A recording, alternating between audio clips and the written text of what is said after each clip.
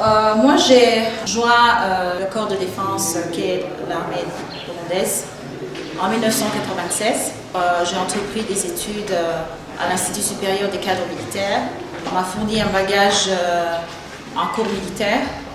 J'ai achevé ces études avec un certificat de chef de peloton. Après cela, j'ai entrepris des études académiques à l'Université du Burundi, que le pays paye.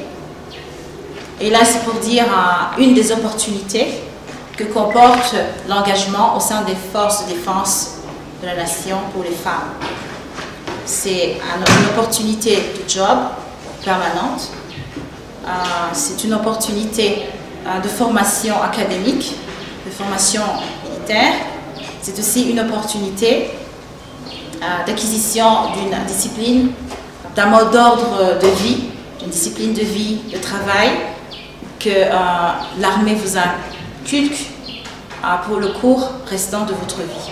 C'est aussi une opportunité de voyage, de travail dans divers pays, dans divers coins du monde, où vous acquérissez en plus de la formation académique et de la formation militaire, une expérience en regardant comment les autres officiers d'autres pays travaillent, etc. C'est aussi une opportunité d'avoir des formations à l'extérieur du pays. Car, par exemple, dans mon cas, j'ai eu l'occasion de partir 2 fois de suite aux États-Unis pour des formations semi-académiques et semi-militaires qui m'ont permis de revenir dans mon pays pour aider les officiers, mes collègues, compléter leurs connaissances. J'ai travaillé en passant, j'ai travaillé à l'ISCAN pendant beaucoup de temps, 10 ans. J'ai exercé en tant que professeur et encadreur à l'Institut. Et aujourd'hui, je travaille au programme d'ESS en tant qu'adjoint du colonel Nzigiyimana à l'axe-Jean. En plus, je reviens un peu en arrière pour vous dire que l'exercice de fonction au sein de l'institution militaire n'exclut pas que vous soyez une femme comme une autre. Vous pouvez vous marier, avoir des enfants. Comme moi, par exemple, je suis mariée et j'ai 6 enfants. Alors, c'est vrai, c'est pas facile, c'est pas toujours facile. Mais bien sûr, la famille y accorde sa part, on vous aide lors de vos voyages, de votre travail sur terrain à l'intérieur du pays ou ailleurs. La famille vous soutient, comme moi par exemple en 2006. Et pour beaucoup d'autres occasions, j'ai pu partir à l'extérieur.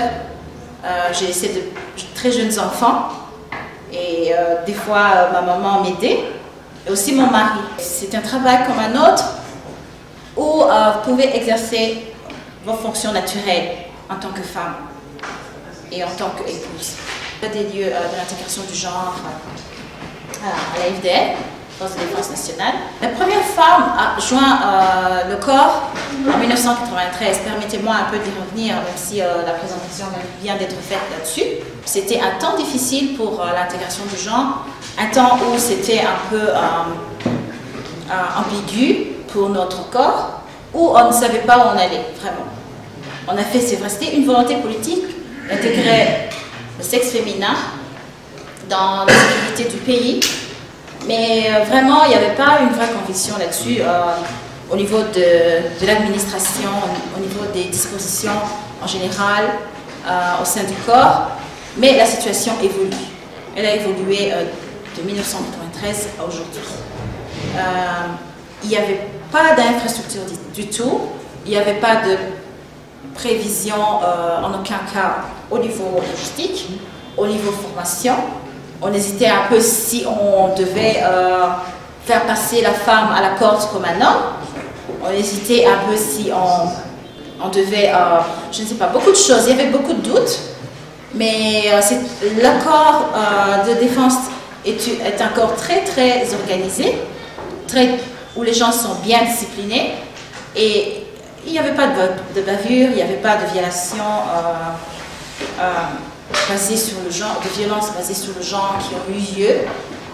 parce qu'il y avait des balises et des balises à très surveiller.